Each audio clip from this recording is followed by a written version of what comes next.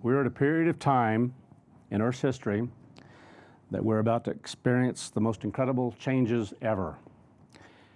And these changes that will be made throughout the earth are well beyond our ability to grasp or even imagine them. And yet that's God's purpose and that's God's plan. We just happen to live at the end of 6,000 years. To me, exceedingly blessed to be able to do so, because there really isn't a time throughout all of mankind that I would rather have lived than this, to experience this. And so as we think about the possibilities of so many changes that are going to take place in the millennium, it's good to consider how and why those changes will come about, how God is doing some of this. And that's important to grasp, because then we can better deal with what's going to take place if we really see those things. So in some respects, this is really quite simple, yet awesomely profound in others. So this has everything to do with what the church and all of us within the church begin to live after God calls us. God calls us out of the world, and we begin to change. But when working with an entire world, all nations, all at one time, it's different, vastly different. And yet the great God is going to accomplish that, awesomely so.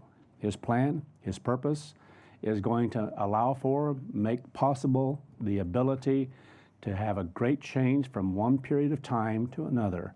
And it could happen in absolutely no other way. You learn a lot from God by how He does things. You learn about the mind of God, the being of God, the wisdom of God by how He does things. And it's good then to ask why at times. Why this? Why that? Because it can help you, lead you to answers.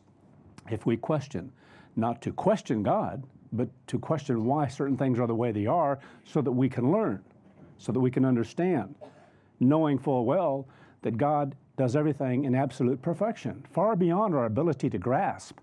And so if He lets us begin to see some of those things, that's an awesome thing. And God has been doing a lot of that in recent time. So again here, we begin this process of change, a living change that takes place in our life, a lifelong change, if you will. But it begins generally for most, in a particular way, because there's a vast difference if you're called out of the world and all of a sudden receive a way of life or told about a way of life, and you have to make decisions as to what you're going to do with it. It's going to be a lot different, though, when this change takes place, because it's massive and it affects the whole world in a very profound way. So this sermon today is entitled The Greatest Change. So this period of time that we call the millennium begins with great change as the world experiences what we will begin which we will begin to produce, or it will begin to produce a real change in people's thinking. And that's important to understand, that because of how God is doing this, what it's doing is helping to produce a change in the way people think about things. And that's important, because if they don't begin to change their thinking, then why would they change at all when Christ returns? And so things have to be, for human beings, so bad that they will want to begin to think about something else. It's like after World War I. What did they try to do? League of Nations. They didn't want another war like that. It was hideous. It was horrifying, the kind of things that took place in the trenches, and what a nightmare that was. If you've ever seen movies about it or documentaries about it, to have experienced that, to live that, and then the Spanish flu that was right at that time period as well, that helped to move around the world as well and kill more than the whole war did. It's incredible what took place at that period of time. But it affected people's thinking for a little while, not very long. And that one didn't work out. I believe it was League of Nations right away, wasn't it, right after that? And then World War II came along, and then what did they try to do? You know, United Nations, so there are no other wars. How'd that go? How's that work? How do nations work together like that? And you find out they can't, they don't. It's really sick. But at least at the beginning, there is an initial desire to do something in a different way. And it takes something massive sometimes to cause people to stop and think, to address things, to otherwise they would rather not address it, they would rather not get involved. It's just like the war when it began. There are nations that didn't want to get involved. When we were in Jerusalem one time, we went through the Holocaust Museum. And that was a very moving experience. And when I first went into one section, it was just filled with newspapers on behind glass things, throughout the area there. And I thought, man, this is going to be boring. Who wants to look at a bunch of newspapers hanging there? And I didn't understand the purpose at that point until I started reading some of the things that were there. And a lot of it was filled with information, knowledge, things that were happening at a particular moment in time that revealed that there were a lot of people who knew what was happening. Nations knew what was happening to the Jewish people, but they didn't want to get involved. Hundreds of thousands, millions being killed, slaughtered, and they didn't care enough to get involved until basically they came to a point where they had to be forced into it. What did it take the United States to finally get involved in it? Pearl Harbor. Finally, something happened that changed things in the thinking of Americans to finally step in and do something. But that's the way it was with nation after nation. Some became conquered by the Germans and so forth, and the Japanese and things that they were doing. But as a whole, human nature, it's really vile. It really is. It's so selfish. And so it takes something drastic to change a people, to change a nation, to help them to focus or refocus on something different. But now it's going to be vastly different because it's going to be so massive that finally, when the truth is there in front of them, it's going to be a change that's going to be able to be better dealt with. And to me, it's a marvel to think about some of those things and why God is allowing mankind to come to a certain point. That's why that point of 1/3 to me is profound too, because God allows a certain amount of destruction and then he begins to intervene to stop it. And that's an amazing thing to understand, but he knows how far it has to go to really move people to a point where they will be humbled by what has taken place, to be so devastated and relying upon anything that they have ever thought about in times past, religion. No one's there to save them. None of their prayers are helping them. And yet God has a plan to step in and intervene at a point. None of the nations are able to solve the problems, and they're escalating the situation to where they're getting ready for an all-out. They've already started a massive nuclear war. It's going to be a massive nuclear war. It's the only way you can destroy 1/3 of the earth. I don't know if we can grasp that. That bomb I was talking about that Russia shot off in the late 60s, blew up. It was so massive, it destroyed buildings up to 35 miles away. Totally leveled them. 35 miles away, if my memory serves me correctly. And you put that in the middle of a place like Los Angeles or New York, and most of it's obliterated. I mean, totally obliterated. We cannot grasp such things. What a horrifying thing that human beings have to experience something to that level to finally be humbled. It takes a lot to humble human beings. It takes a lot to humble us. We're still fighting. We still have pride. We have pride here at the Feast of Tabernacles because of what we are. That's the way we are. And prayerfully, we're all addressing it. Prayerfully, we're all striving to change that when we see it, and that's the problem. Sometimes we can't see it. God is going to bring mankind to the point where he can see it. Powerfully so. Mightily so, more than any other time in Earth's history. It's hard when you have something in there. Sucking on a piece of stuff to help my throat. Anyway. Harder to pronounce my words sometimes, but I have that anyway. Anyway, let's go. Let's turn over to Isaiah chapter 2 here. I do want to read a few things just before that, though. This period we call the millennium begins again that is going to cause change in thinking and a new kind of thinking from mankind that will affect how technology is used. That to me is going to be an awesome thing when finally, I mean, there are questions I have. I don't know how we're going to do it. I don't know what we're going to do. God's going to have to show us. Christ is going to have to show us how to do what we need to accomplish to properly use the technology we have, because mankind just doesn't know how to handle this now. And so it's going to affect how businesses function, how people live during the week and during the weekend. Everything's going to change. This is a drastic change from one way to another, whether people like it or not.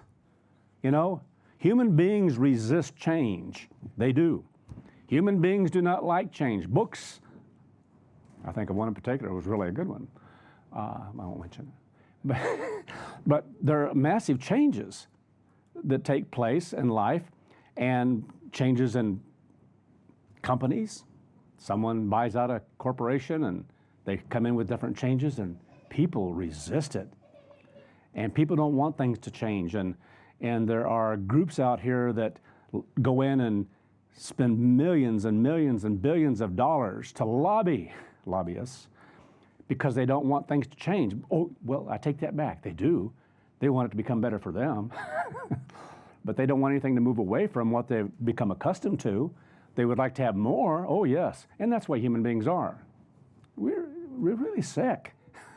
But we've got to live through this to learn what we need to learn, to be able to receive what God is offering us. We have to be able to come to that point where we can see the need for what God is doing in our lives and embrace it. And so it's going to affect change in sports and sporting events. Not going to bother me too much. I don't follow sports as a whole. That doesn't mean it's wrong. It's just I don't follow it. But there are going to be some things that are going to be changed drastically in sports, things that some people like and want. To what degree, I don't know.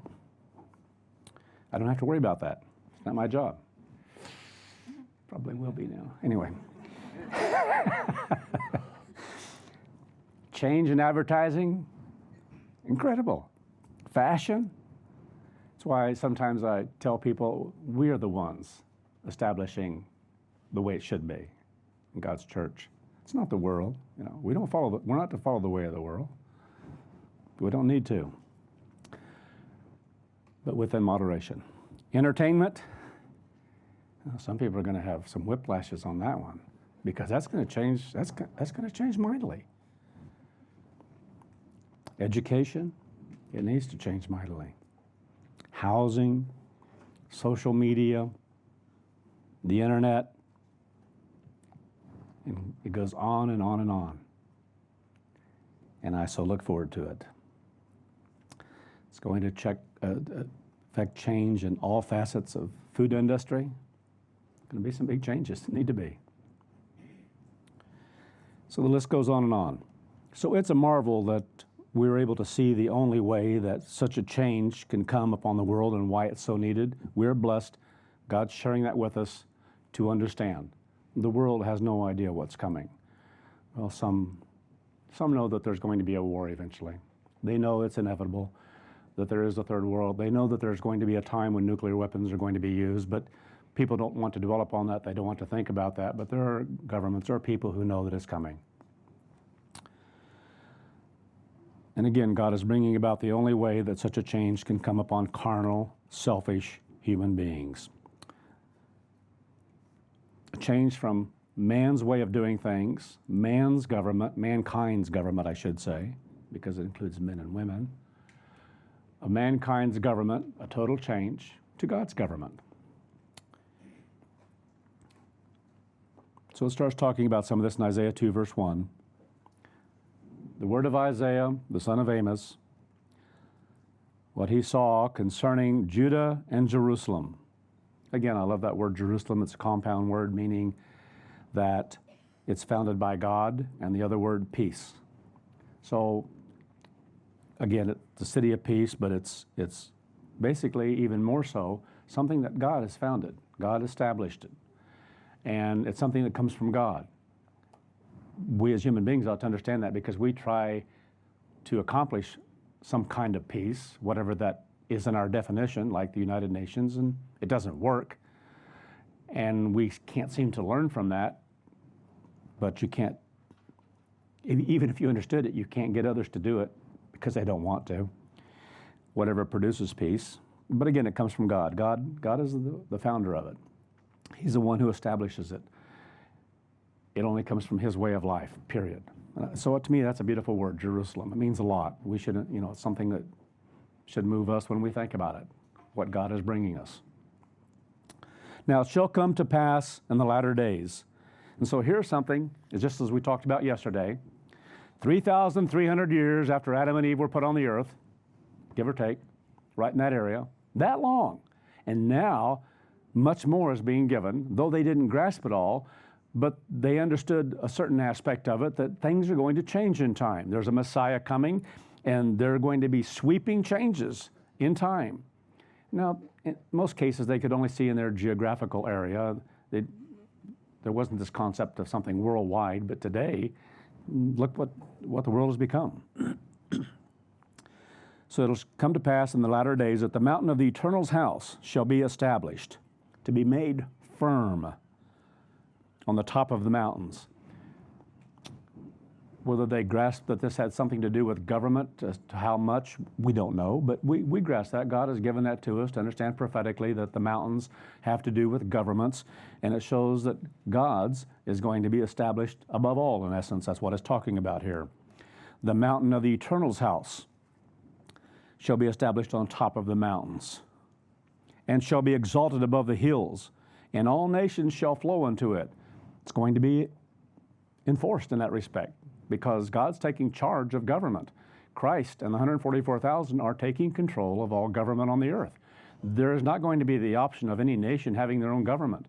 And any who get together and try to do things on their own and they won't listen to what they're being told, well, they're going to learn. It's not going to take a long time. They're going to learn that this isn't going to be allowed. God isn't going to tolerate it at all, period.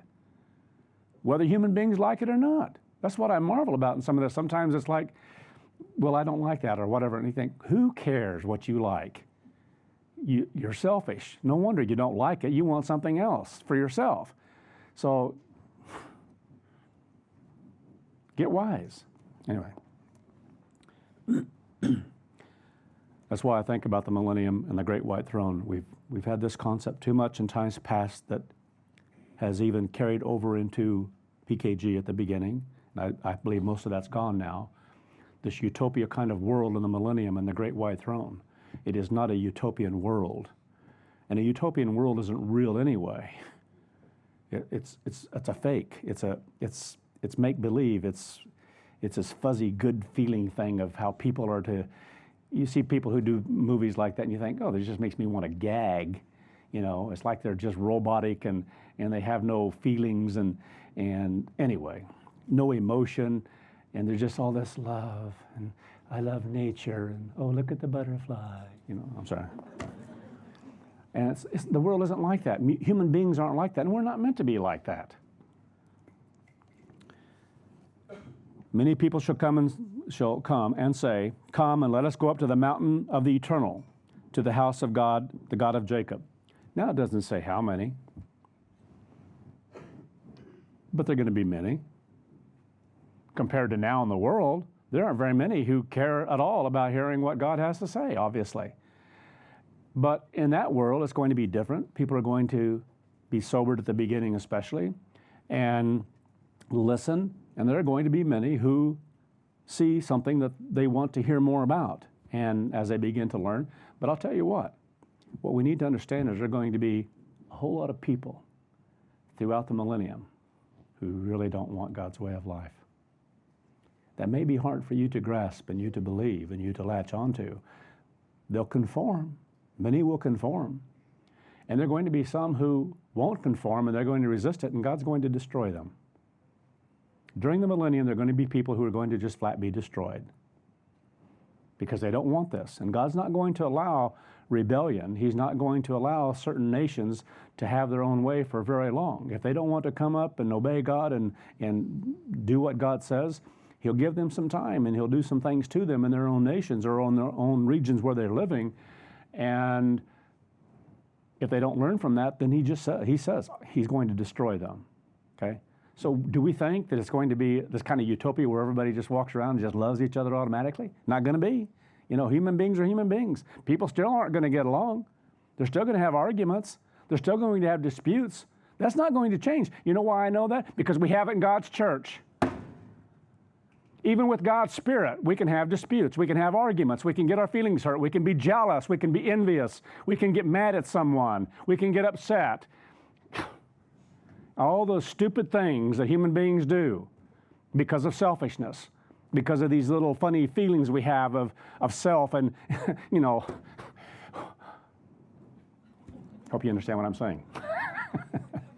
And if we can see ourselves that way, I try to see myself that way. And any of those things, if the more I can see that kind of attitude coming out, then the more I'm going to fight it because I don't want to be that way. I don't want to be that way. It's bad. It's ugly.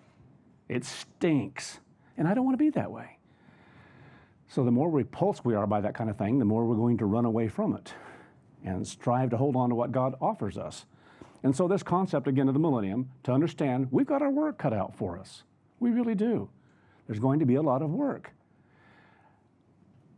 Anyway, so they're going to go up to the house of Jacob. He will teach us his ways, and we will walk in his paths. So they're going to, masses compared, I mean, there's no comparison to today and calling that people have and the fact that people's ears are totally shut off because they can't come into the church. They can't come along anyway, and they really can't hear because they don't have the ability to. Unless God draws them, does something to move people to hear. God has to do that, and he has to work with an individual to draw them. But in the millennium, and this great change is taking place, he's going to be able to do that in a greater way at the beginning.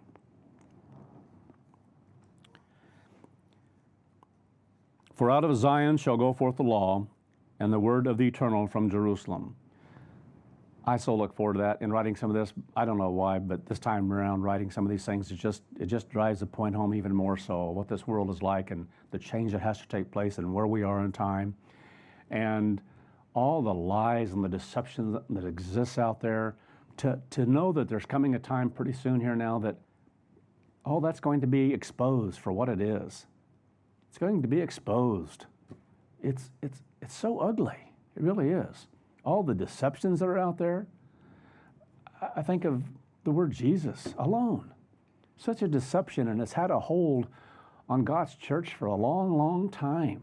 But the more I see about it, the more I understand where it came from, the more I understand what some people did down there in the region of Rome, in that part of the world, what they did with Latin and what they did with Greek. They messed around with both, and they changed a lot of things. And they had a purpose behind it. And to see some of those things that took place and understand why, to understand this last kingdom, this last part of the statue of Nebuchadnezzar, and what has happened for over 2,000 years. It's been more than 2,000 years, that power that has existed. And that last part of the statue, from the legs on down to the feet, and all the things that have happened and how it got its beginning. And some of the words that are used, the very name of Europe screams and cries out, Babylon, Babylon, Babylon. It does. It screams out Babylon. Now you live here, I understand. Don't be offended. I don't care where we live. There's nothing great about that over there either. They're all corrupt, they're all bad. But there's a deep, deep, deep history here. And it's Babylon. On steroids, anyway. But people don't have any idea about it. They don't understand what's been passed down. Like that snake on a pole. Something so simple that can be passed down through time that people hold on to, and they don't know where it came from, And there are so many things within Europe that people don't know where it came from. They don't know how it got started. And yet there's a power behind it. There's been a power from the beginning behind it that has been nothing but that which is deception. It's about deception and deceiving people and keeping people in darkness and blind to what's true. So to me, I think what an awesome truth that God has given to us right at the end here now, to get that one cleaned up, to be freed of it. And I truly feel so free of that, especially the more you know what it means and where it came from.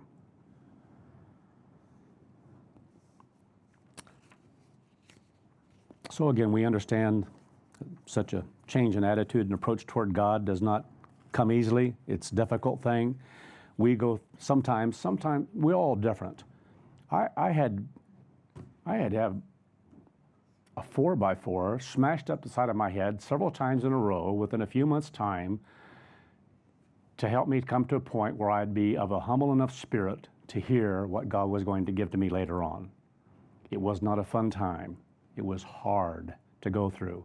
And if it hadn't been, I would not have listened, because I had heard Garner Ted Armstrong. I had heard Herbert W. Armstrong on a radio. When I worked going through college, I heard him in grocery stores, a grocery store where I worked for a while part-time to pay my way in college.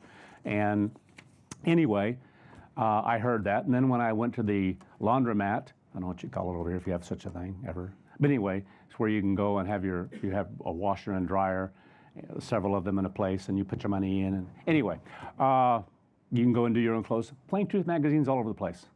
So whoever was there, they had subscription to Plain Truth magazines, and there were a bunch of old ones new. I'd pick it up and read it, and I'd, yeah, there's some sensible things here, but it didn't move me. And if I'd known there was religion behind it, I wouldn't have read it. At that time, I wouldn't have touched it. I wouldn't have read it. I wouldn't have cared. I did hate religion. I didn't want anything to do with it, basically. I'd gotten to a point in time, had discussions with different people who felt they were religious, and that wasn't me. And anyway, and it wasn't because I was living good, it's because I was living bad, okay? And the spirit and so forth that I had, I just wasn't going to have anything to do with it. And so God knew how to work with me, how to get my attention, just like he knows how to work with this whole world. And so if he has a purpose in calling us and something he's going to do in us, he's going to do it if we'll continue to listen, if we'll embrace it. And so God knows how to do those things. Amazing. So anyway, sometimes it just takes a lot to get our attention so that we'll start to listen when he's ready to have us listen. Isaiah chapter 2. So before that change can take place, God describes the condition of mankind that precedes us, the condition of the world today, obviously. Verse 7, their land also is full of silver and gold. And people can read that physically and say, well, no gold and silver out there. I don't see any in the room. Well, I do too. So we have some silver and gold in here. But it's talking about great wealth. Symbolism for great wealth, incredible wealth, especially toward the end time, especially in the Western world. Incredible wealth. If we could be transported back in time, anytime, all the way up through, and frankly, even go to some other nations today, we would see how great a wealth we really have, how blessed we really are. And sometimes it's hard for us to grasp that. We live greater than any king ever lived in the Old Testament. You live a more plush life than any king ever lived in the Old Testament. Okay? If they wanted to go someplace very far, they didn't have air conditioning. They didn't have heating in their vehicle. They didn't have glass to keep the dust from coming in. They didn't have anything to protect them as a whole from the smell that came in from what was pulling them, on occasion, and when they would, And so we do. We have horsepower. And we don't have all the bad stuff that goes with it. Incredible how blessed we are. But do we really see that? Do we really grasp that? Are we appreciate? How do we think about such things? Do we grasp how incredibly blessed we are? Because generally we tend to think we need more to take care of certain things, certain bills and so forth. And yes, that's what makes the world go round, to pay your electricity and everything else. But within that, how incredibly blessed are we that we have even the ability to do that and have it? A room like this, lighting. They didn't have this. You think, how do you think they lived? You just go in and visit a palace, or not a palace, but an old castle somewhere, and you realize this wasn't very comfortable. They didn't have MyPillow. For those of you in the States, you know what that is. There's a pillow that this fellow that's Minnesota, he's sold all over the United States, and it's called MyPillow. So I have MyPillow. Laura has MyPillow too. Not mine, hers, but it's called MyPillow. and we roll them up and we put them in our suitcase because they can roll up and tight. You can stick in your suitcase, band it together, get where you're going, fluff it out, man, and it holds its place. So it helps our sleep. So sometimes little things, big things, it doesn't matter. To get in a jet, I remember reading Mr. Armstrong's autobiography and talking about how excited he was when he was able to go from California to New York. It took a long time, several stops along the way to fly like that. But it was so exciting to them at that time. And I think today, if we had to do that, if I had to go out there, and I don't even like a layover. I'm so spoiled, you know. I really didn't like it when Cincinnati was the hub for Delta, and they merged with Northwest, and then it wasn't a hub anymore. They took it elsewhere. So have to go elsewhere now to get that second flight, sometimes for long distances. Spoiled. So anyway, to do what we do today, it's incredible. People from Australia here, South Africa, from all over the world, you think, how incredible it is we can do something like this. The world has never known such a thing. So their land is full of silver and gold, and a lot of it. And sometimes we need to understand that so that we'll appreciate it more and thank God more for the age we live in. I candidly wouldn't want to have lived in the 1500s or any time. And there's no end to their treasures. Technology, corporations, travel, cities, industry, especially in the Western world, their treasures, wow, there's so much. Their land is also full of horses, used symbolically a power of work. Full of it. Everywhere you look. Incredible. Neither is there any end of their chariots, autos, trucks, trains, construction equipment, planes, on and on it goes. A marvel. Their land is also full of idols, and some of those are the idols of mankind, depending on how they think. But sadly, they can become that. Their land is full of idols. Has more to do with man's ways, what man has built, what man worships, amazing. They worship the work of their own hands, that which their own fingers have made. That's what we do. We marvel at ourselves. All you have to do is give someone a stick and put a camera on the end of it. I marvel. Look at me. And I want to go home and look at me some more because that's why I'm doing all this, because I marvel at myself. I'm sorry, but I can't help that. But every once in a while you see someone was telling me the other day how someone was doing that. Was it at an airport? In an airport. And someone nudged someone else to look at it, but this woman came up and put some stuff on the bar beside them, bar area. They weren't just, anyway. They were just getting a drink, okay? And this woman backs up and she starts doing these poses with this with a camera there, and just doing all kinds of poses. And there wasn't even a good background to it all. In the Cincinnati airport. And they said if they had moved over just a little bit, at least they'd had the skeleton of whatever it was. There's some prehistoric type of skeletons all the way through the Cincinnati airport, replicas of things. And they said if they just moved over, at least they'd have that in the background, but they didn't have a good background. She didn't need one, because she's good. Who's going to look at the background with her? Seriously. That's how people think. And that's just exaggerated then in everything else we do in life. We love ourselves. We love what we do. We worship it. The mind is sick. It truly is. That which our own fingers have made, and the mean or the average person, just a normal person, bows down, and the great men, those who have power and means, humble themselves, in other words, before them, before what they have done.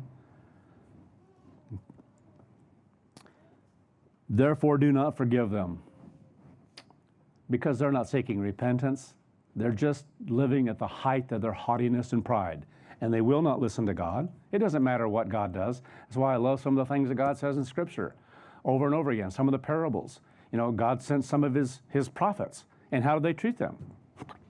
Horrible. A lot of them were killed, in prison. A lot of them put in, I think of one that was put in a pit, you know, with water in it or whatever it was for a period of time, maybe worse. For a long, you think the hideous things that human beings can do to other human beings. And then on it goes, then it goes on with the story, and then I sent my own son. Surely they'll listen to him. What'd they do? It's just the way of the world, isn't it? What a sad, sad thing. And of all people, the Jewish people who knew that a Messiah was coming, and to see someone who was doing some of the things that he was, healing people, even raising from the dead, and you think, surely in a carnal world, someone would take note that no one has that power unless it comes from God. So surely they must be from God. But no, that's how great pride is. That's how deep pride is embedded in us. Verse 10. Enter into the rock and hide in the dust for fear of the eternal and for the glory of his majesty. The lofty looks of man shall be humbled. I love that. That is so needed. The haughtiness that's in this world, the haughtiness in government, the haughtiness in industry, and on it goes. The haughtiness of people to do the things they do for the sake of self and wealth, and to pollute the planet like they are. This planet, it's horrible, as we heard earlier on, what mankind is doing to this earth, without blowing up some nuclear weapons. We're slowly destroying it anyway. And if this didn't speed up the process, we would destroy ourselves. The lofty looks of mankind shall be humbled, and the haughtiness of mankind shall be bowed down, and the eternal alone shall be exalted in that day. God is going to see to it finally, whether people like it or not, and many aren't. Who cares? We don't deserve the life we have, but a loving God gave it to us. He did. What rights do we have? Only what God gives to us, the right to live. So how are we going to use it? Our way or God's way? Well, we use it our way. For the day of the eternal of hosts shall come upon everyone who is proud and lofty. It won't come upon God's church, because that change has already taken place. That process of battling against haughtiness and pride has already begun. It's already in the works, and God will intervene and help people in his church to come through the things that are ahead. But others in the world, not so, because they're going to be humbled. And upon everyone who is lifted up, and they shall be brought low, really low. So the process of humbling mankind is a time of worldwide sorrow, worldwide, of suffering. There is not a nation going to escape what's coming. Not one nation. I don't care where it is in the world. Doesn't matter. Some remote, it doesn't matter. Every nation in the world is going to be affected by what takes place. Suffering, very great tribulation for the period that lasts, and thank God it isn't going to be all that long. Thankfully, it's going to be for indeed a short time. Some of this, as we've looked at in times past, speaking about the day of the Lord, of the eternal, when God intervenes. And indeed, there are going to be things that God is going to do, but not on the same plane that we had thought. Some of these things that we have thought in times past, it's just like what we used to think about certain things going to happen in the millennium. And ideas about the millennium that really applied to the great white throne period, when people are resurrected, the guarantee of safety and life, and a child being able to put his hand down into a hole of a snake, a poisonous snake, and not have to worry. Parent doesn't have to worry. They're going to be protected, and on it goes. There were times when we applied those things to the millennium, and not so. So we have learned that there's a separation of what God is doing from the time of the millennium and how he deals with it, and how he deals with and works with things in the great white throne. And there is another period of time coming that is indeed in the last great day, when he gives mankind an opportunity to learn and grow But at the end of the last great day, I marvel at that one. Because you think of all who are resurrected, the billions who are resurrected in the great white throne. It says when Satan is let loose, he gathers together to battle. They won't be able to have a battle because God's never going to allow a war or a battle ever to exist again after what happens when Christ returns. But that's his purpose, to round them up, to gather them together. And it says there is a sand of the sea in number. They lived during the millennium. They lived during the Great White Throne, during that 100-year period. And some may have lived during the millennium too, who were given opportunity in the Great White Throne.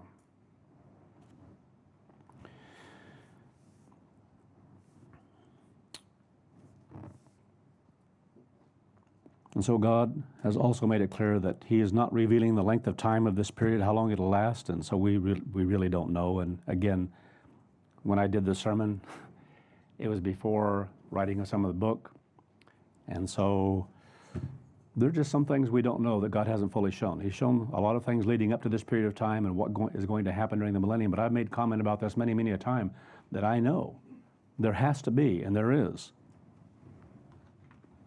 a lot in this book about that last 100 years that hasn't been revealed yet. We don't know it yet because it's not God's purpose. That's not the focus right now. And so he gives us a little bit more understanding so we can piece everything together and make a distinction between the millennium and the great white throne and the order of some things, and to better understand some of the things that are going to happen as Christ returns that we haven't fully grasped. And so God is being merciful to us and helping to reveal some of those things in a clearer way. But there's a huge distinction between the two periods of time. But to grasp that there are going to be possibly billions of people as the sand of the sea who don't want God's way of life after 100 years, who are going to be destroyed. We think it's going to be a utopia. Not everyone wants God's way of life. God doesn't want it. We've had many people in God's church who get to a point where they really don't want that. They deceive themselves into thinking that, well, I believe something else, or I don't think that should be there, so I'm going to go over here. I think of the one person one time, this pictures it all. When it came out that not everyone was going to be able to be a part of the 144,000 that was in the church at that point in time, and more than he could take. I'm going to go over this group over here. I can be. In that group, I can be a part of the 144,000. Okay?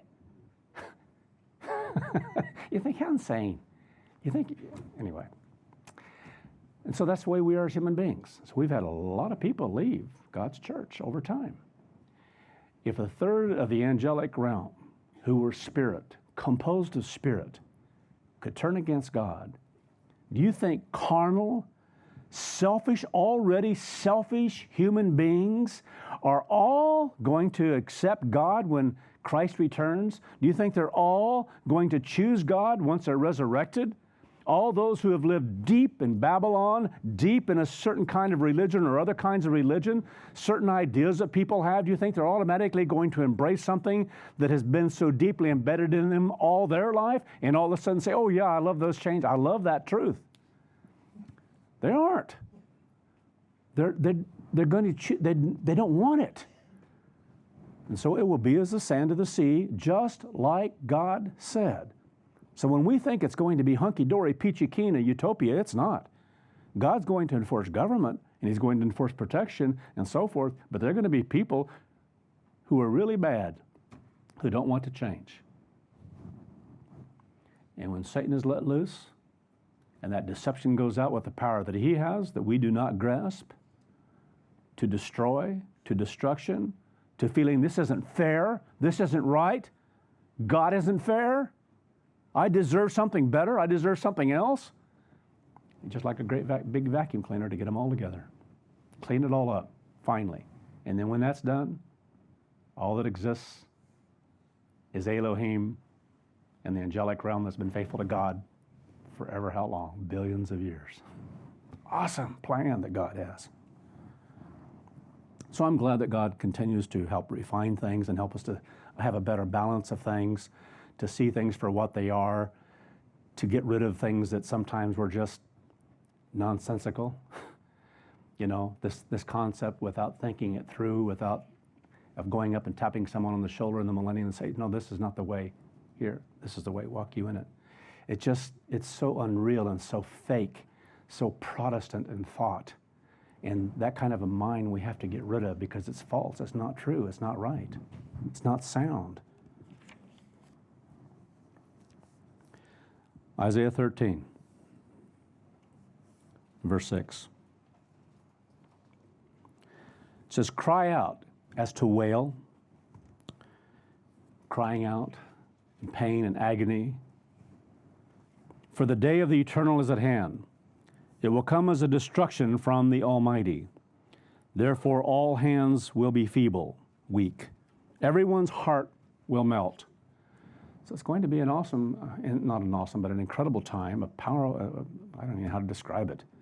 Horrifying time, if you will, but massive in what takes place. They will be afraid. Dismayed is what the word means. Much pain and agony will take hold of them. Because you think of how spoiled the Western world is and what it's going to be like. You know, what's it going to be like when the First Nation begins to experience some of these things? The U.S. It's the first to fall. It's the first to fall. And to understand that there are going to be nuclear weapons used, it will be a result of nuclear weapons. It's not going to be a result of some kind of famine or volcanoes or anything else. It's going to be what man has done to himself. And when certain things begin to happen, and whether it be one EMP or 2 or 3 across the U.S., no electricity. Most cars won't drive. Most vehicles won't drive. Planes won't fly. Trains won't run. Water won't run. You can't get gas and you don't have a car to, unless you have one of those that won't be affected by it. But where would you go anyway? Incredible how God's going to humble people. Can you imagine? I think of the one thing alone, when people can't use social media. I'm serious. We can laugh a little bit at it, but seriously, there are going to be some people who just kind of crack up when they just can't have their social media anymore and they can't share things anymore and they can't spend all that time, you know, just in this kind of a daze and glued to something that you think, get a life. How sad, how pathetic to be so glued to something you have to be a prisoner to it, you know? Even if our cell phones today, it's like we're prisoners to the thing. You know, it goes off and it goes off at any time and you have to have controls in it so it doesn't go off while you're sleeping and different things that have to take place. I don't want email notifications while I'm sleeping. And all these things you have to do to regulate this electronic media type of life we live in. And when people are totally cut off from that, there's going to be some suffering up here. You think people today have a hard thing when in universities, they have to have these rooms to go to because they can't deal with life? Oh, seriously, well, how sick is that? That people can't even deal with normal things in life. They're so frail. Why? Where does that come from? That people can't function right. They can't think right. And so messed up by different things that happen around them. It's a powerful world that we live in and what's taking place and what Satan has done with technology. So absolutely. When people can't have telephone calls coming in anymore, because that's going to go as soon as those things go off. No towers, no ability, probably fried itself anyway, and not able to use it if they do get the cell towers back. And all these things are going to cripple for a period of time, whatever that period is, until something else happens. How are people going to react to that? There's a younger generation, college age on down. They're going to have a horrifying fit. They're not going to know what to do. To talk to others? What a novel idea. Anyway, to have conversation in a different kind of way. So we really can't. I guess that's an agreement.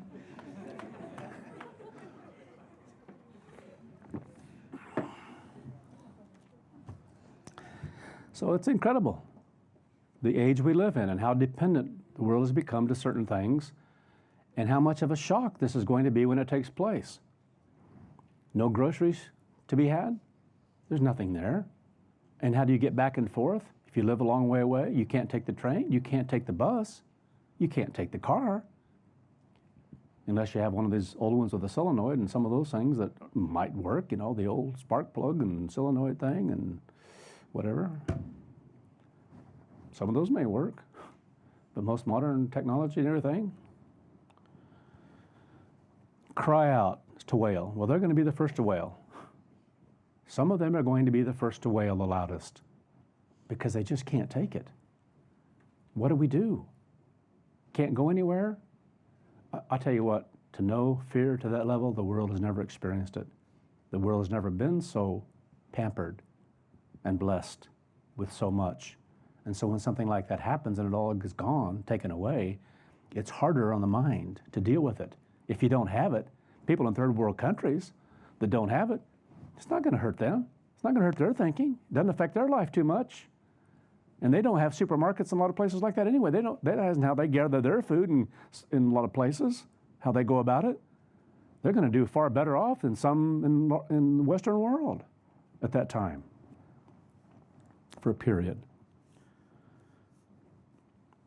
Therefore all hands will be feeble, weak. Everyone's heart will melt, and they will be dismayed or afraid, and both, frankly.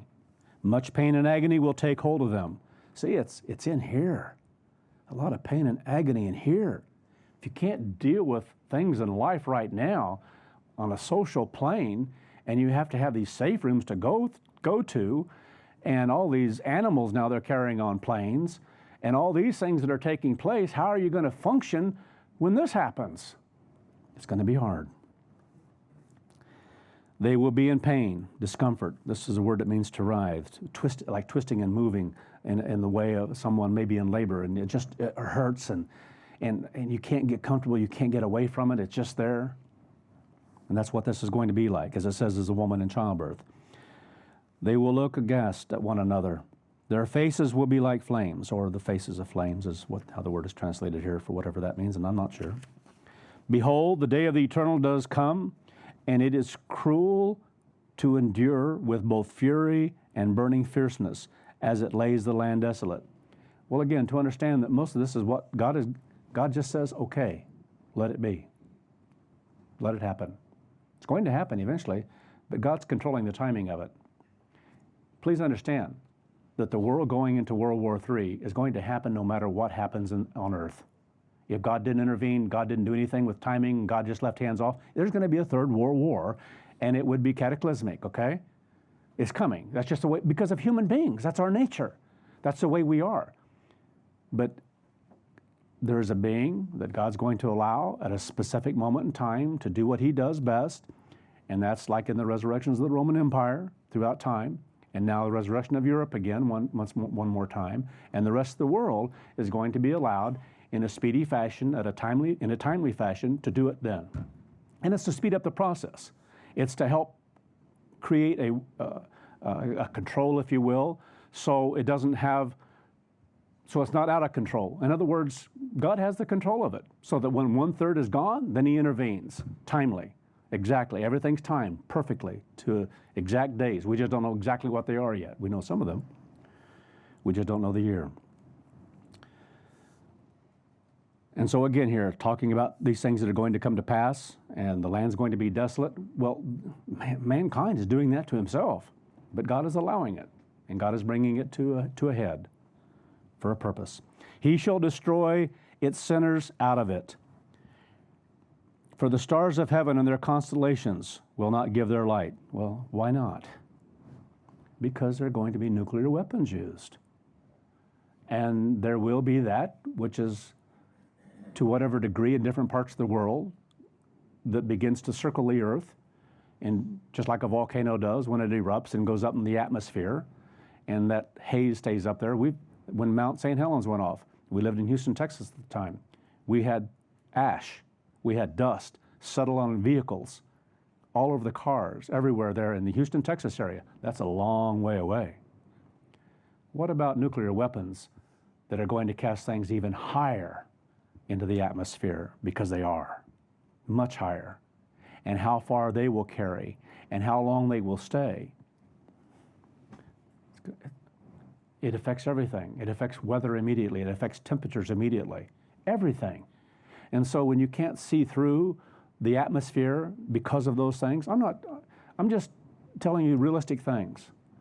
They're just realistic things that we have to face and understand this is going to happen. It helps us to be better prepared in our thinking, because when it happens to the world, their thinking is not being prepared for this.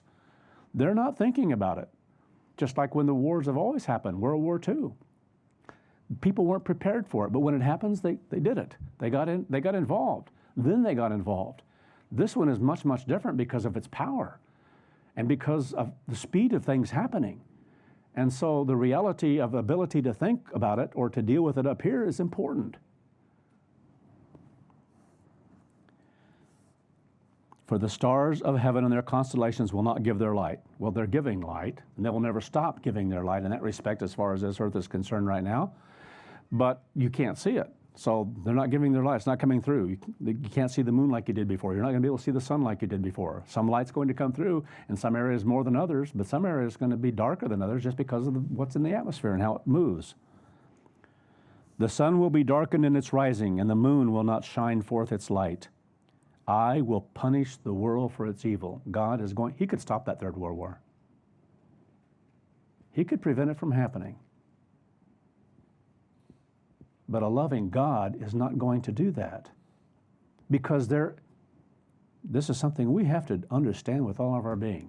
There is no other way to most effectively change from one era to another than the very one and way that God is doing it. To be able to humble mankind so that they will finally start listening when God offers His Spirit.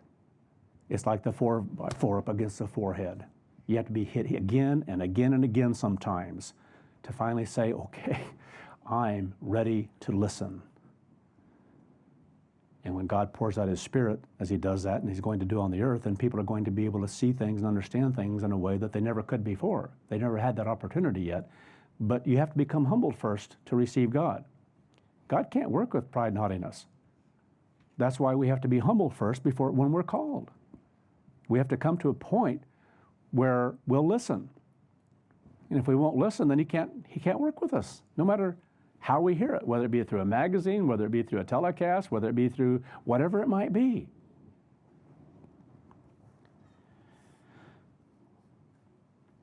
So again, I will punish the world for its evil and the wicked for their iniquity. I will put an end to the arrogance of the pride, and I will lay low the haughtiness of the mighty. What a horrible thing that the world has to suffer so much to finally begin to acknowledge, I was created. I am a created being.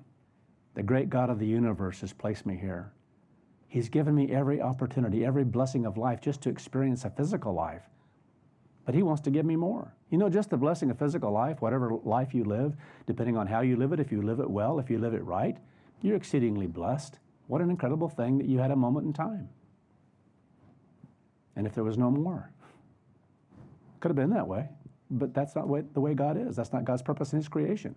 It's to give us age-lasting life, everlasting life, in peace, in unity and harmony with Him.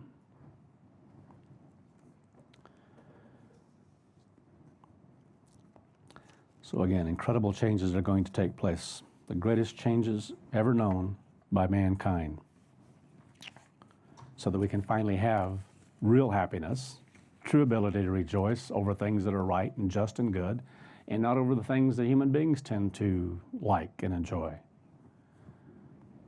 You know, the tailgate parties. Let's go to the football game. Now, some of you don't know what this is. And all these vehicles out there, and they spend sometimes a lot of money, and they get there early. Oh, they do the same thing they do there's pretty much a lot of different kinds of sports. It doesn't matter.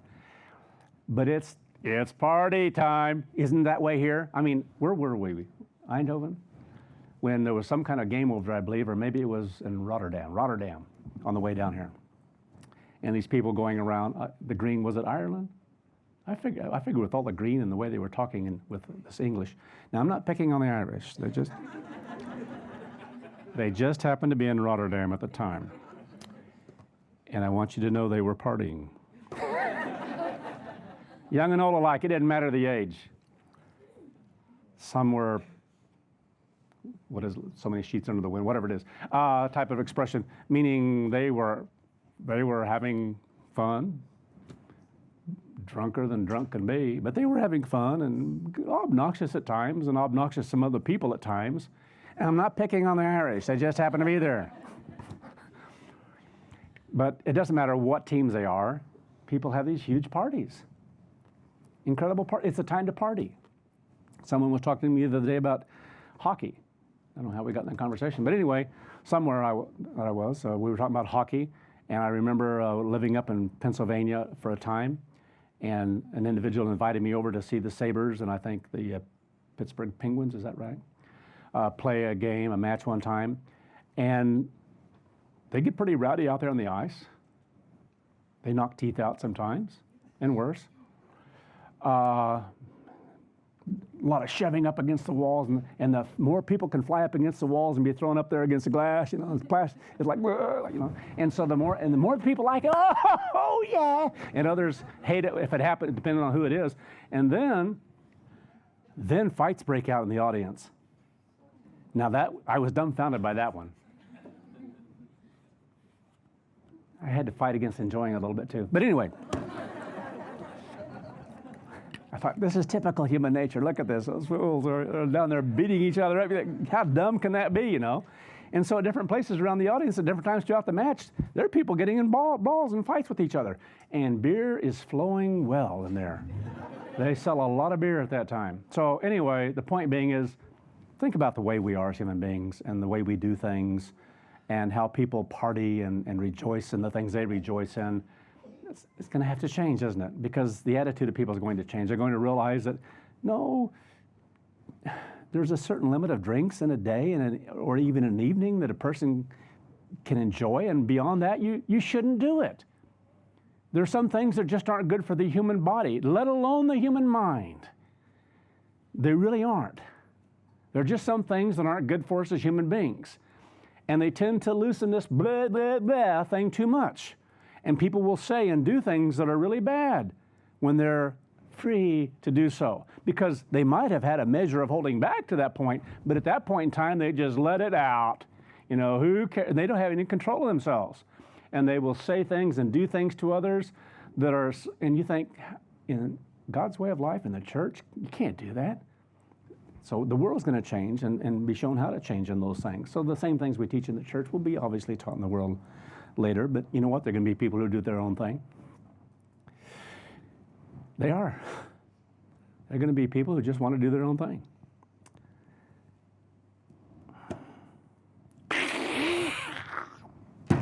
Yeah, what day is it? Anyway. Zechariah 14.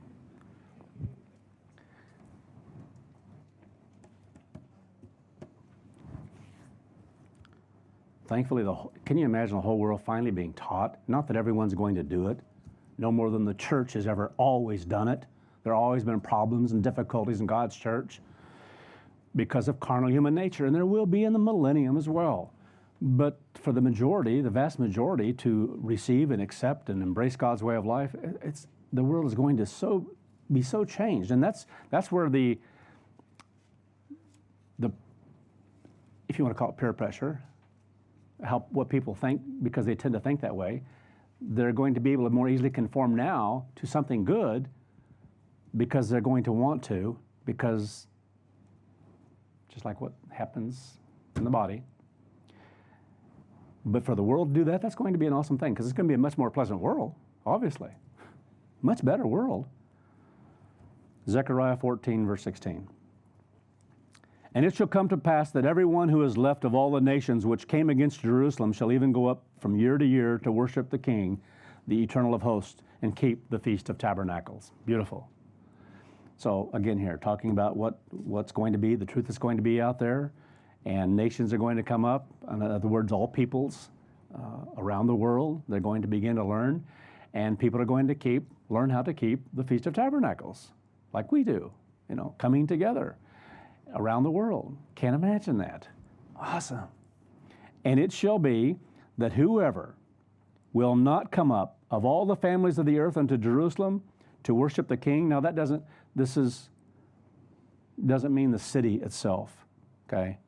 It's wherever we understand God has placed his name, where God's government is, where holy Jerusalem will be, Mount Zion will be, because they will be in these different areas, okay? The 144,000 as a whole throughout the world. That's how God does things. That's how he's going to do things. It's not going to be left to mankind to do how they want to do it. They're going to be shown this is the way we're going to do it. Okay. People aren't going to come up with their own ideas how something should be done. No, it's going to have to be done a certain way. And it shall be that whosoever will not come up of all the families of the earth to Jerusalem to worship the King, the Eternal of hosts, even unto them there shall be no rain. Think it's going to happen? Absolutely. That's why he says it. He knows what human beings are like. He knows what people will do. There will be people who won't obey. There will be people who want to hold on to their past or to something else, whatever it is. And if the family of Egypt will not go up, and they won't come up to worship at the Feast of Tabernacles, who have no rain, there shall be the plague. Okay? You want to be stubborn and still not come up? So another year has passed, another 2 years has passed, and they still want to come up? Okay. And this is a word used in association with death, to destroy, okay, in Hebrew. So when it talks about a plague, this isn't just, catching the measles or the chicken pox or something like that. It's something that can kill, destroy. That's what it's about. So there shall be the plague, wherewith the Eternal will strike down the heathen who don't come up to keep the Feast of Tabernacles. This shall be the punishment of Egypt. Now, Egypt, the term Egypt is being used not because it's that location, but because it symbolizes something of what Egypt was like, and an attitude and a spirit, just like Assyria we talked about, and Babylon and so forth. These all have symbolism and meaning. It's not a specific location. This shall be the punishment of Egypt and the punishment of all nations who do not come up to keep the Feast of Tabernacles. So, it's your choice, but you're going to have repercussions of it. That's why I marvel as I'm going through some of these things right now and focusing upon writing at this point in time here when Satan's let loose for one more time at the end of the 100 years and what he does, and how as the sand of the sea people are gathered together, and in a perverted, distorted way to think that they can battle against God.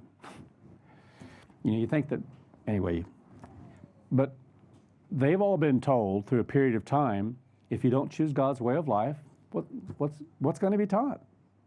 You die. You're not going to have age-lasting life, everlasting life given to you.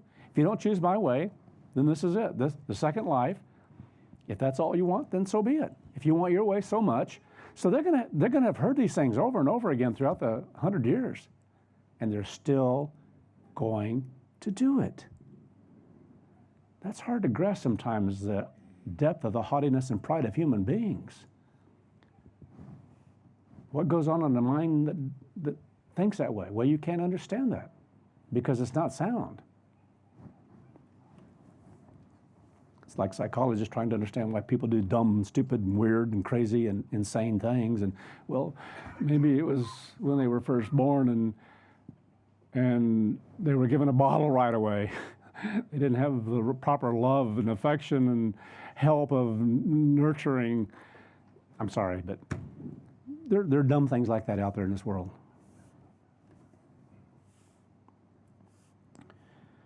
Isaiah 65. Isaiah 65.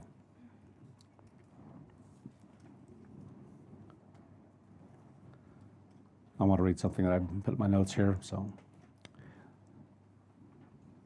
So after having looked at something like this, again, what will now be stated has been mentioned in the past, but we need to understand that the millennium, again, is not a utopia. I've said that over and over again.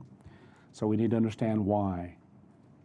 And the more we can think about this in this respect and pause and consider it, the better we're going to understand why things have to happen in this end time the way they do. It's all about haughtiness and pride. It's all about human nature and how deep it really is embedded in the human mind. That's why it's such an incredible battle for us to fight. Unless we really, really hate it. And the more we hate it, the less of it you will have. So the nature of man doesn't change throughout the millennium. It doesn't change throughout the great white throne. But there is a change in the beginning of attitude so that God can work with people in a massive way. And that's what's needed. Just like the desire to have a United Nations, except this is going to make that look puny. There's going to be a desire to never, ever, ever, ever see or experience anything like this ever again on earth, to understand what mankind can do to himself, to be shocked into that reality, though you should be able to see it ahead of time that they couldn't, but now it's all around them, death everywhere. A third of families, or more, or less in some places, but we're talking about a third around the world.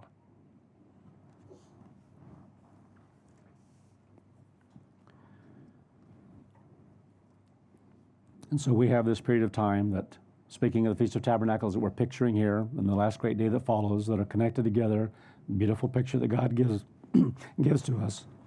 Excuse me, here I go again.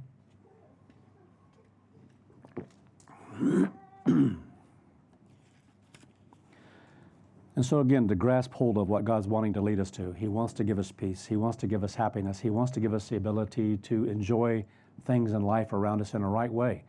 Because man's way isn't the right way of being able to enjoy things. It's not real enjoyment. It's always grasping for something that doesn't really fulfill. It's that breath. You just can't grab a hold of it. It doesn't last very long. God's way lasts, and it grows, and it increases.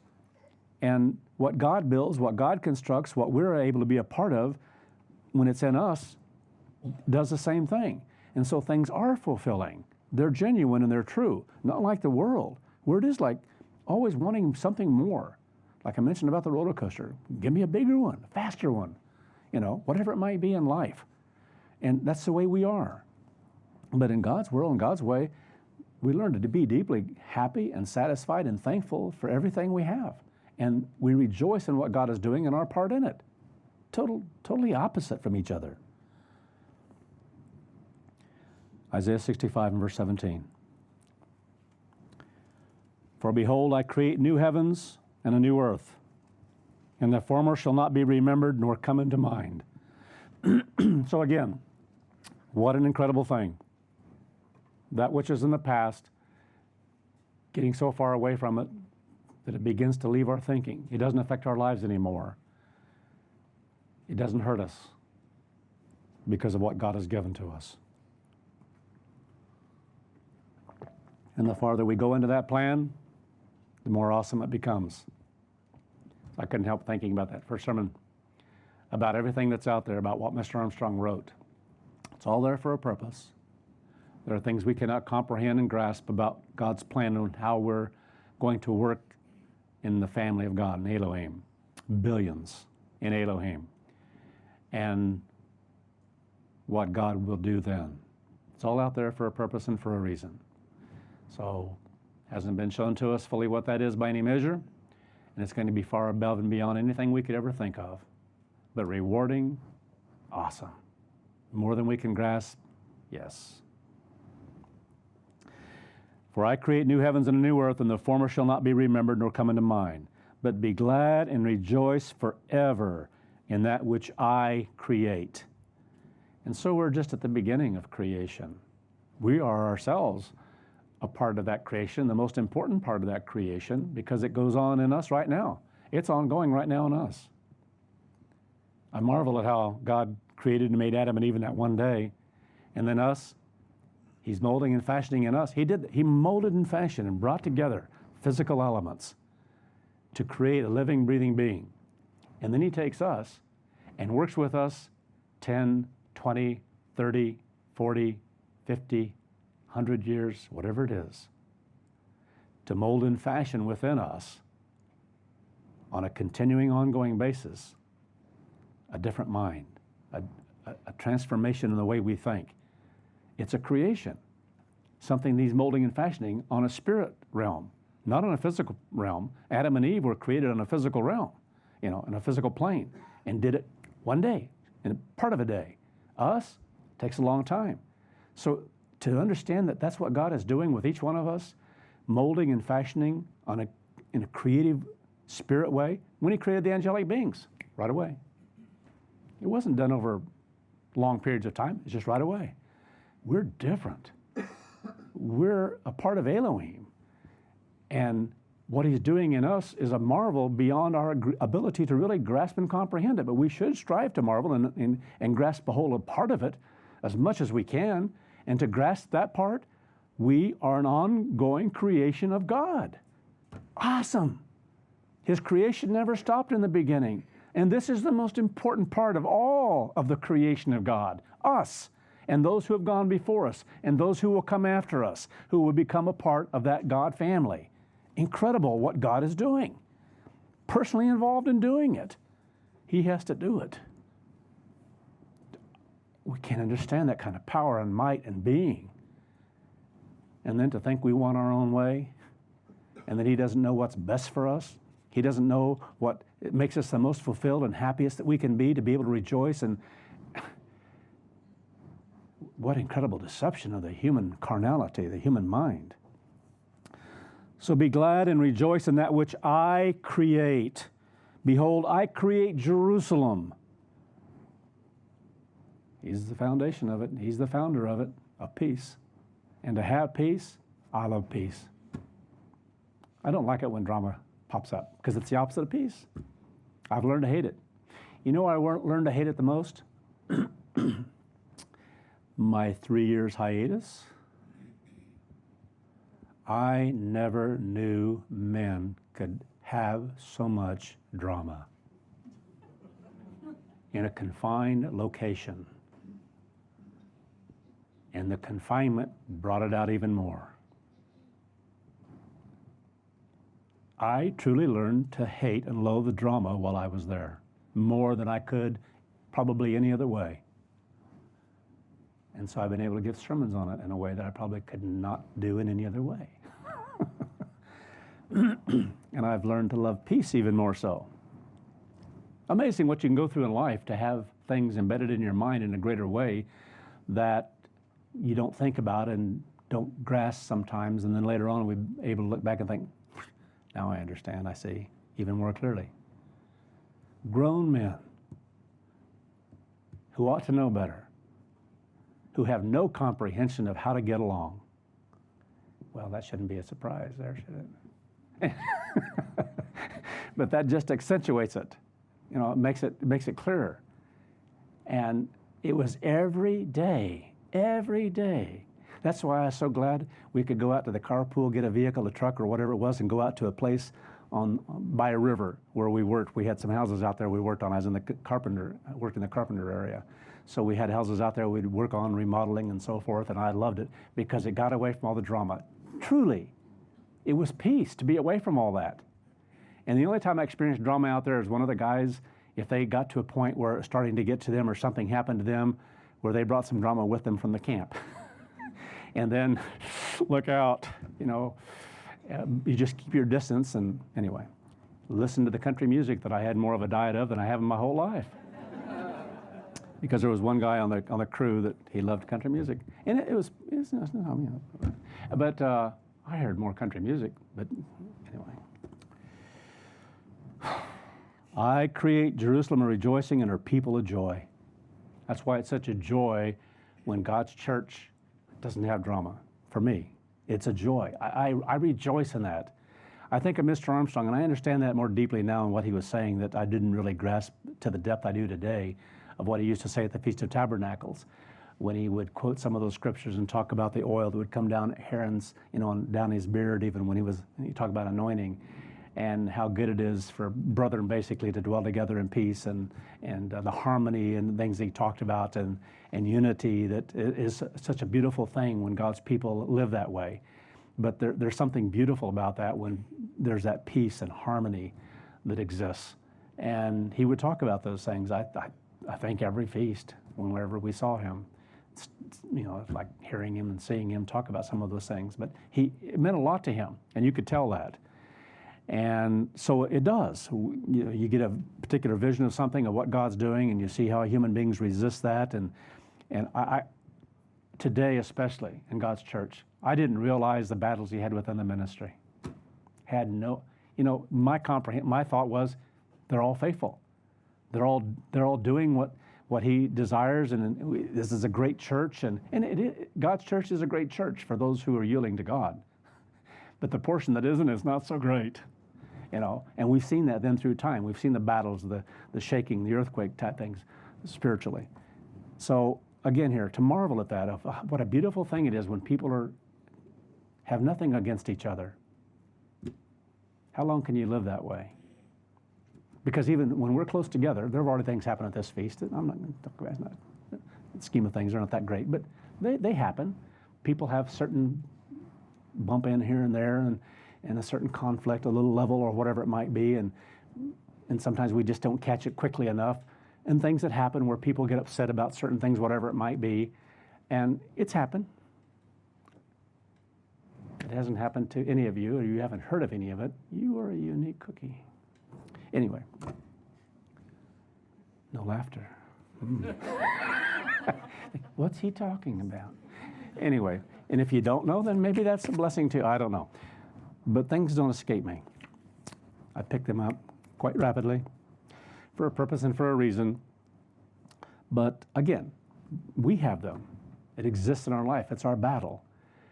But what a beautiful thing when there's absolute peace, when no one has any bad feeling toward anyone else, when someone hasn't said something stupid to someone else, when someone else hasn't blurted out something that they should have kept back. And if we can just keep this under control, and if we can just keep our attitudes in check and not become offended by what someone might do or think that they did, what a beautiful thing when we can live in peace. And the only way that happens is when each one of us is working at peace. That's what God shows us. We have to be peacemakers. You can't make someone else be a peacemaker. It starts with you. And the more you're a peacemaker, candidly, the more you can handle those things when they happen. The more you can deal with them when they happen.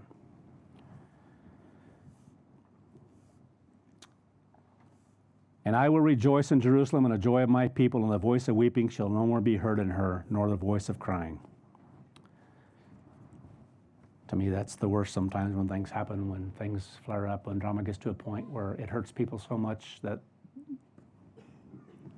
there's that hurt. Been hurt, been betrayed, been whatever the feeling and the emotion is. Sometimes that's a horrible thing. Zephaniah chapter 1.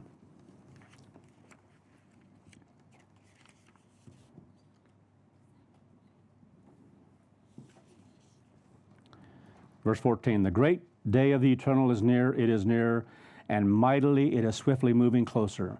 As the sound of the day of the eternal, the mighty shall cry out in bitterness. That day is a day of fury, a day of trouble and distress, a day of waste and desolation, a day of darkness and gloominess, a day of clouds and thick darkness. Well, we know what that is. We know what creates those things, literal, physical things. It is a day of the trumpet and alarm against the fenced cities and against the high towers. Against, in other words, all that man yet has that stands against God. So anything that, so much is going to be destroyed. And I will bring distress upon men, and they shall walk like blind men, because they have sinned against the eternal. And their blood shall be poured out as the dust, and their flesh as the dung. In other words, as human waste. Neither their silver nor their gold shall be able to deliver them in the day of the eternal's fury. And it's referring to the execution of his judgment. That's what it's about. It's a time of the execution of judgment. So there are different periods of execution of judgment that God describes in Scripture. The greatest one that's ever happened on the earth will happen soon. That's the first great one. And then the next one is at the end of the 100 years. 2 periods of time that are spoken of that these things are about. Chapter 2, verse 1. Gather yourselves together. Yes, gather together, shameless nations, before the execution of judgment begins, before the day pass you by. In other words, while there's still time. Like the shaft that is blown away, before the fierce wrath of the eternal comes upon you, before the day of the eternal's wrath begins. You know, the sooner that people listen, the sooner the people will repent, the sooner people begin to change, the sooner God can help them. Seek the eternal, all you humble of the earth, who have been exercising his judgment by seeking righteousness. What do you think that's about?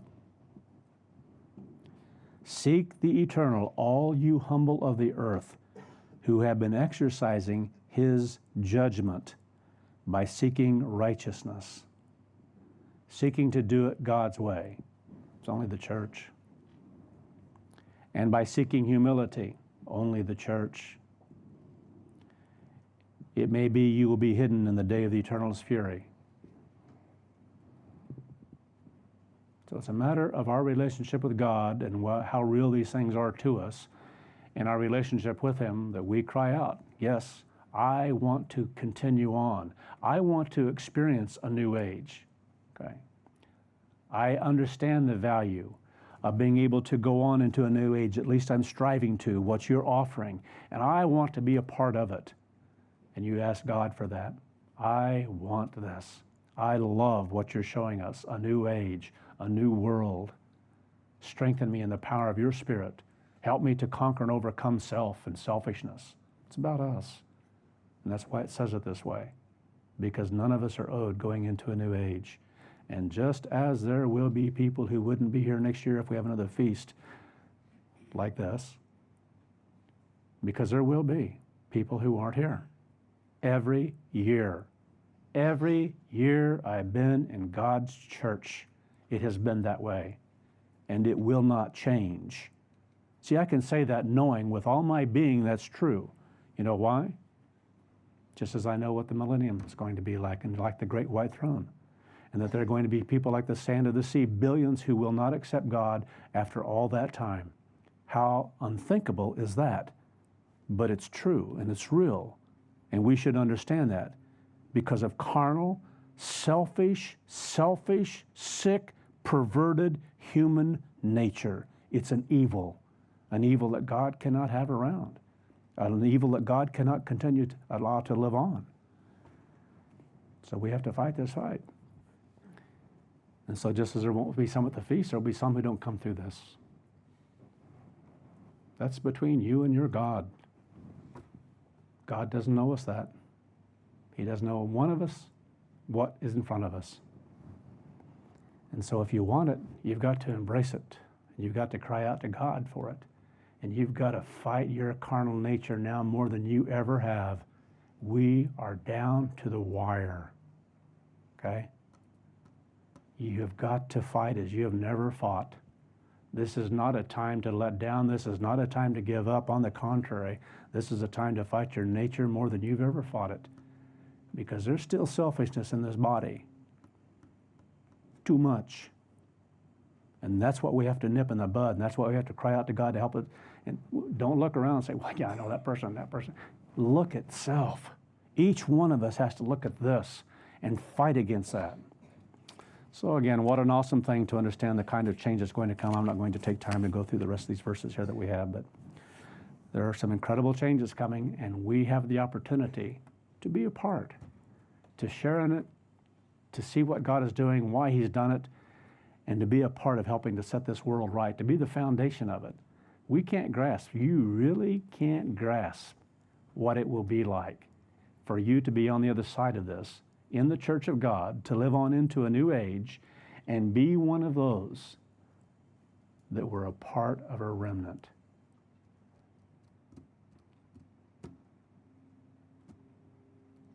It's going to, because of what you're going to experience, you're going to be able to handle it better, but you still have carnal human nature.